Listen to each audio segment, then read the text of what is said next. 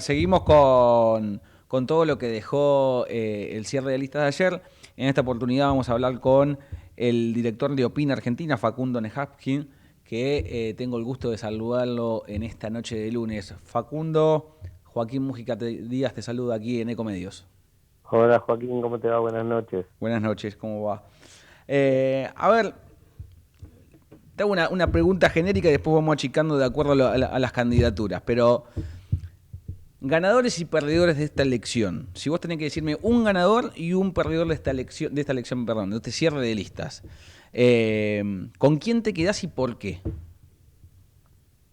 Bueno, a ver, sin duda, Karina Milei me parece que es la gran ganadora, ¿no? En el sentido que si existía alguna duda respecto de su relevancia al interior de su espacio político, terminó siendo la armadora y la definidora de todos los acuerdos y todos los cargos de las listas hegemonizadas por la Libertad Avanza, con una estrategia además muy dura de integración de los espacios que podían eventualmente competir electoralmente con la Libertad Avanza, muy dura y al mismo tiempo muy exitosa, por lo menos en los cierres. Después ahora faltan los resultados, Claro. pero en los cierres sin duda es, es la gran ganadora, ¿no? Me parece, no, casi te diría, no tengo dudas. Con una Y lógica de puros en la cabeza, ¿no? Y tratando de darle el bueno, menor lugar al pero posible.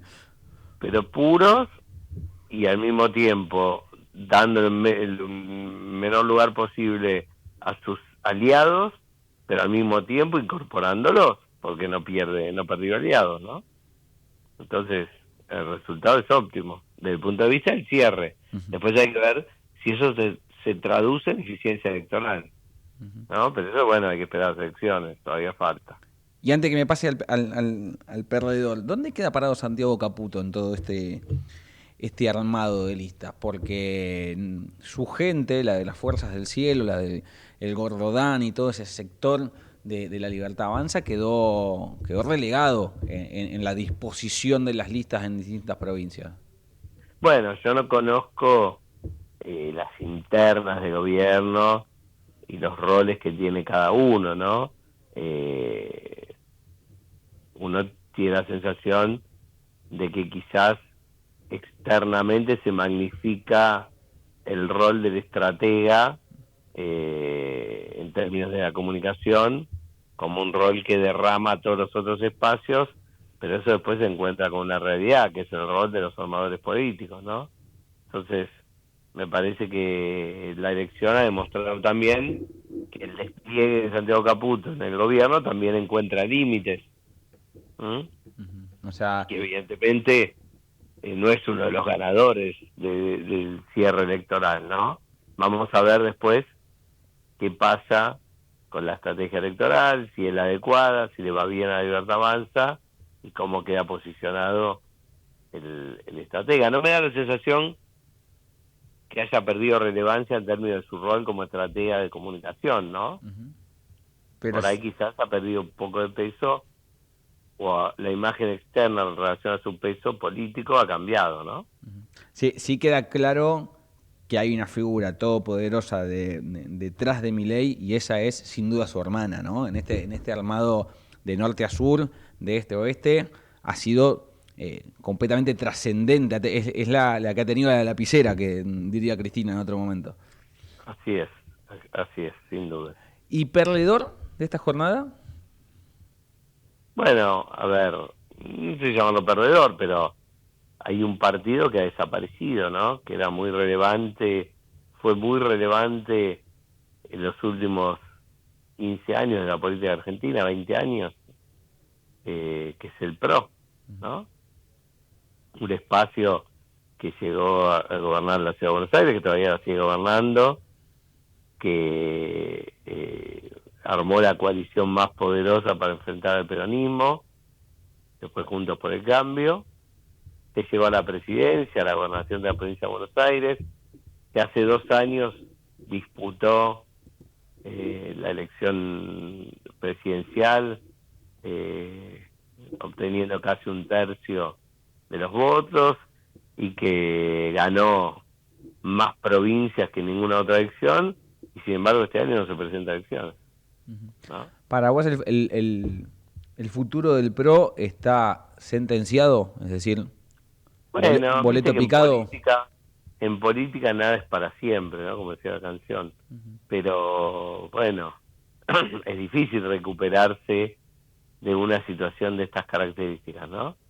Es decir, ha operado como una empresa que de alguna manera es adquirida por otra y eso le hace perder la identidad, ¿no? Que la otra utiliza aquella línea de montaje que le interesan o aquellos productos que le interesan, pero el concepto del PRO como identidad ha desaparecido, me parece, ¿no? Y eso no quiere decir que eventualmente dentro de 2 años no puedan tener una estrategia para tratar de retener la ciudad, pero esa estrategia tiene que dar cuenta de esta nueva situación, ¿no?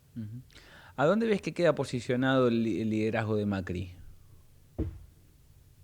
Bueno, por fuera de la política, ¿no? Argentina es un liderazgo que ha perdido muchísima influencia, de un expresidente que tiene una imagen positiva todavía en un sector de la población, pero que bueno, ha decidido correrse y dejar que el nuevo liderazgo de Javier Milei ocupe el espacio que ocupaba él anteriormente. Tampoco sé si la palabra es dejado, ¿no? Uh-huh. Tampoco tenía muchas chances de disputarle con éxito ese lugar, así que también es de alguna manera resignarse a lo inevitable. Pero bueno, es un líder, es un expresidente con todo lo que esa carga tiene, pero con muy baja influencia en la escena política actual, ¿no? Ahora se ha degradado a grandes rasgos, ¿no? Porque a toda velocidad, hasta hace algunos años, tenía un poder de influencia sobre la oposición al gobierno de Alberto y de Cristina que bueno, o sea, ha quedado casi nula, ¿no? O sea, no, por esto que planteás, el PRO está tendiendo a desaparecer. Hay que ver qué pasa con el bloque legislativo, digo, si desde ese lugar se pudiera llegar a rearmar, pero... Pero la lógica sería que se articule todo con la Libertad Avanza, ¿no? Si vos vas con el mismo sello, mismo color, la misma identidad, ¿por qué vas a armar un bloque paralelo en el Congreso?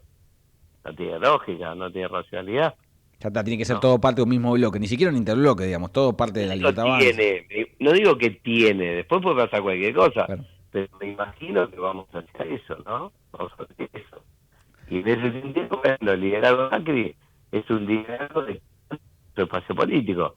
Ayer fue el cierre de listas, hoy estaba viendo que puso un tweet o un Instagram o un post o un posteo sobre la fundación de la FIFA y no sé qué están haciendo ahí, o Otra sea, sintonía. está en otra dimensión. Y no está mal quizás, ¿no? Quizás es sano que los expresidentes en Argentina se corran de la escena pública una vez que... Sí, no es lo que suele eh, pasar, ¿no, Facundo? ¿Cómo? No es lo que suele pasar, digo. No, por eso digo que quizás es sano que los expresidentes, ya sea que tengan 2 periodos exitosos y se vayan, ya sea que tengan un periodo y no es exitoso y entonces han perdido su chance, por ahí no es malo para la vida política argentina que cuando terminen se corran de la escena pública, por lo menos política, y se dediquen a otra cosa, ¿no? Que también pueden aportar a la sociedad desde otro lugar. ¿Te sorprendió las candidaturas del peronismo en la provincia de Buenos Aires y en la ciudad de Buenos Aires? La de Tayana Sí, y Tay Hartman. sí. Pero a ver, me sorprende desde la lógica de que no son los típicos candidatos taquilleros, o la búsqueda de candidatos taquilleros, tradicional, más clásica de la política, pero al mismo tiempo también lo entiendo como parte de un acuerdo que lo que buscó es mantener la unidad del peronismo, ¿no? Independientemente de buscar cuál es el candidato más popular o más efectivo en términos electorales. Creo que eso es lo que dominó, creo que eso explica el pago a Grabois encabezando la lista en la Ciudad de Diputados. Y bueno, cobró bien Grabois, ¿no? Porque él va tercero, o es una compañera de Patria Grande en el puesto 12, le dan la cabeza de diputados nacionales por la Ciudad de Buenos Aires. La amenaza de una ruptura y de dejar al peronismo con algunos puntos menos en la elección fue fructífera para sus intereses. y sí, viste, la falta de un liderazgo claro habilita estas situaciones extorsivas, ¿no? Efectivamente, es así. Bueno, es parte del juego de la política, ¿no? Si querés tener a todos adentro, le tenés que pagar un poco más a los que quizás valen menos, ¿no? Uh-huh. Eh, el Sí. mundo, y eso explica el cierre. Pero bueno, el peronismo decide no poner candidatos taquilleros en ninguna de las cabezas de la lista de diputados. Vamos a ver cómo funciona ese experimento. No, tomando lo que tu primera definición después de la pregunta, a ver, la verdad es que el peronismo ha preferido elegir a un candidato como un punto de unidad para que no vuele por los aires de la coalición a un candidato que quizás pueda tener otra forma de confrontar con Milei, o sea, estratégicamente más fructífero para confrontar con la Sí, Libertad Avanza. sí, a ver, ahí te digo dos cosas. La primera, no sé si tenía otra alternativa a esas características que vos señalás, porque no veo cuál sería claramente esa alternativa. Dos, no sé si necesariamente el peronismo tiene que confrontar con Milei en las condiciones que Milei propone. Uh-huh. No sé si ese es el camino más eficiente. Es decir, no sé si a Esper le tiene que poner Grabois. Entonces Esper te putea y Grabois lo putea a Esper. No sé si eso es lo más eficiente. Quizás un candidato como Tayana lo termine incomodando a Esper, ¿no? En el sentido que por ahí es más difícil insultarlo o agredirlo, porque No no es entra lo en el mismo juego, Tayana. agredir, no es lo mismo agredir a Máximo Kirchner o a Kicillof que agredir a una persona como Tayana, que es un tipo que no levanta la voz, que no registra peleas, que no está manchado por hechos de corrupción. Es decir, me parece que desde ese punto de vista la candidatura de Tayana genera una cierta incomodidad de la estrategia de José Luis Esper. Vamos a ver cómo eso evoluciona, ¿no? ¿Qué futuro le ves a las expresiones de centro, a las candidaturas de Randazzo, de Facundo Manes, bueno, en Córdoba de Schiaretti, Ocaña, de Ocaña, Lustó. Juan Manuel López? Bueno, a ver, primero veo que hay un espacio en la sociedad para un movimiento político de signo más moderado, quizás más republicano, que no necesariamente se tiene que autodenominar centro, pero que podría expresar en términos políticos una ideología más moderada. El tema es que ese movimiento todavía carece de liderazgos claros, ¿no? Es decir, arranca como un germen el movimiento de los gobernadores, después eso derrama en opciones políticas como la del Lustó Caña en la ciudad o en la provincia, de la de Randazzo, pero todavía carece de un liderazgo claro. Entonces, todavía es difícil resolver el problema de la dispersión, porque el problema de la dispersión se resuelve cuando aparece un liderazgo electoral eficiente que ordena esa dispersión. Y eso todavía no ha aparecido. Acá lo que hay Entonces, bueno, es claramente una atomización absoluta de la expresión opositora, ¿no? O sea, bueno, no, de la oposición no, el peronismo no está atomizado. no, bueno, pero los nombres que acabamos de decir son todos parte de la Lo que está oposición, coalición atomizado, cívica. lo que está atomizado es el espacio que no se reconoce ni como mileísta, ni como peronista o kirchnerista, que está compuesto por los restos de la explosión de Juntos por el Cambio, que no se incorporaron La Libertad Avanza, y por los peronistas que no se reconocen como parte del kirchnerismo, Randazzo o Schiaretti, para poner dos ejemplos, ¿no?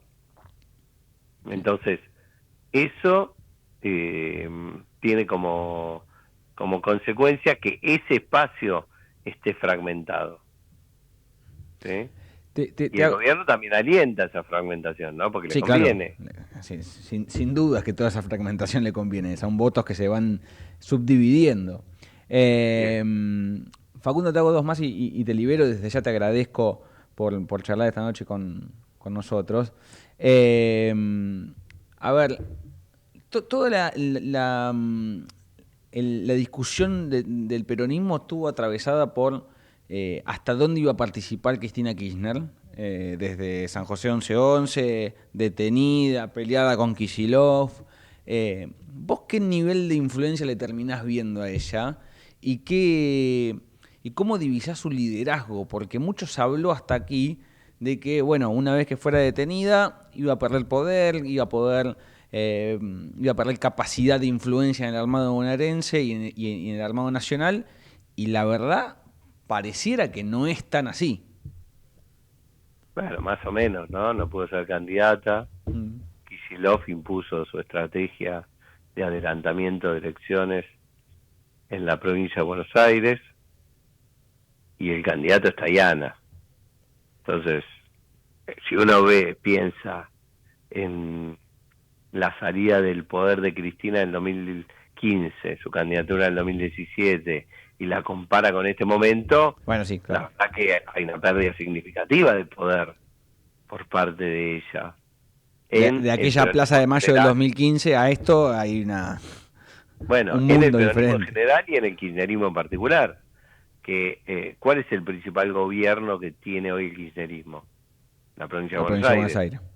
Bueno, el gobernador se declara en rebeldía y confronta con la líder máxima del espacio. Yo creo que su liderazgo está muy en crisis y que además ha perdido un elemento fundamental de ese liderazgo, que era la amenaza de Cristina candidata.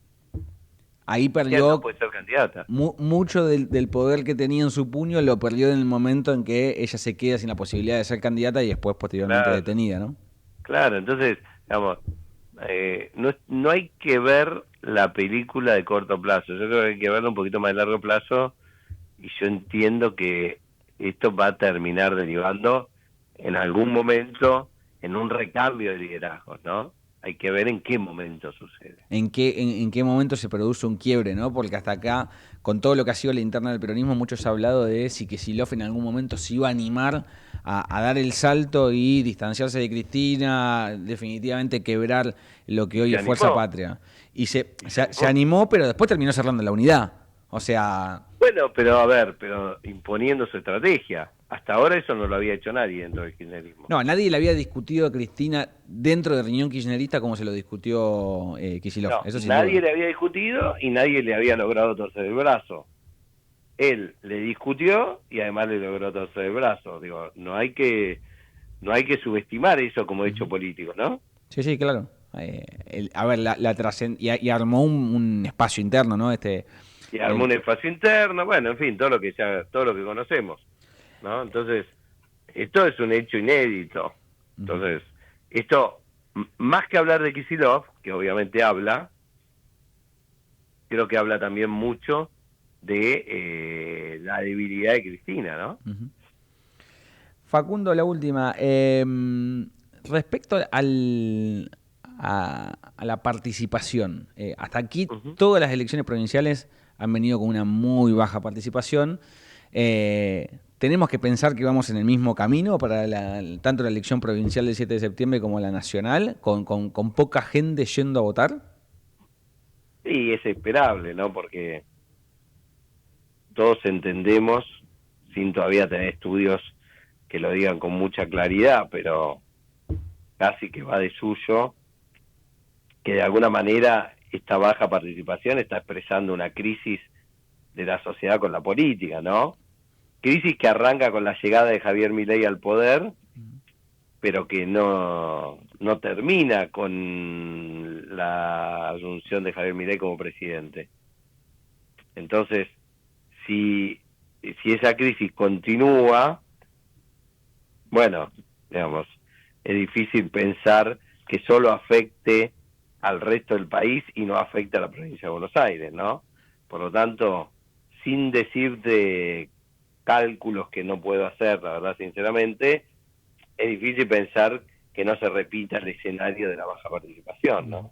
Sí, que tengamos una continuidad de gente que no va a votar, básicamente. No. Y sí, sería lo lógico, lo esperable, por lo menos, por lo pronto en la elección de características locales, ¿no?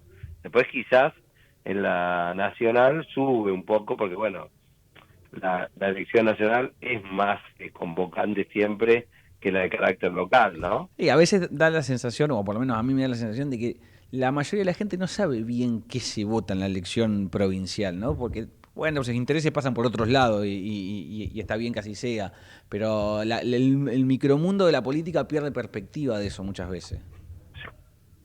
Sí, o no, o se aprovecha de eso también, ¿no? ¿Para qué? Mm. ¿En función de qué? Y bueno, para que voten solamente aquellos que tienen mayor intensidad o mayor interés, mayor compromiso político, y así garantizarse triunfos. Facundo, gracias por charlar esta noche con nosotros y gracias por tu mirada sobre este escenario político que empezó a rediseñarse después del cierre de listas. No, un placer, un saludo grande. Ahí pasaba Facundo Nejamsky, analista político y director de Opinión Argentina.